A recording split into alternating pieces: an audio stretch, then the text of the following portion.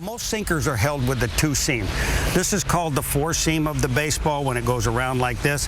When a guy grips it like this is called the two seam baseball. But as you can see with these fingers on the ball, the middle finger is the one that is the last part to touch the ball when a sinker comes off. So I, being a right-hander, if I was to throw a sinker, I would stay on top of the ball, and as it goes off my fingertips when I release it, it's going to catch on that middle finger and start to go to the right.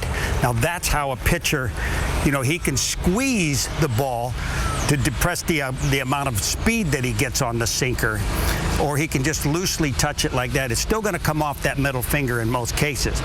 But in order for it to come off the middle finger, you have to have pretty good mechanics. And let me show you what I mean by that. When the pitcher comes set on the mound, then comes this position, in order to get that sink, you've got to bring the ball up into a good arm slot, which is almost, you got to get on top of the ball. When you're on top of the ball, this is how you will release it, as you're kind of looking down your arm for your release point, and as you let it go, then you follow through. But it comes off your fingertip, with the last part being this. Now, what happens when the ball flattens out and doesn't sink is the pitcher will get right to here, and the head will go this way. The arm will not be up in this slot right here, it'll be here. And as it comes through before his release point, now you see the index finger and the middle finger are both at the same point.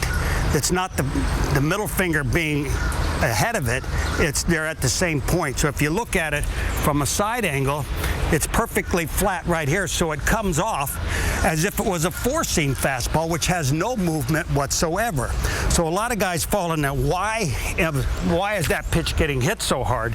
It's because the mechanics, the head goes here, the arm stays out away from the body, and now it comes off both fingers at the same time with no movement.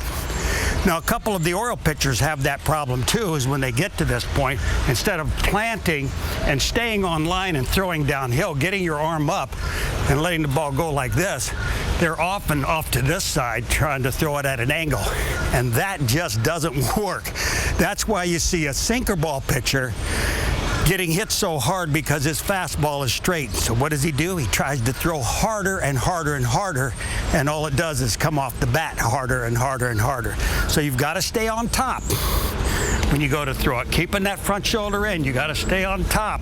And as you get to this point right here, then you follow it right down to your target line, and the ball should sink. The longer you hold on to it, the better chance you have of making it sink and sinking a lot.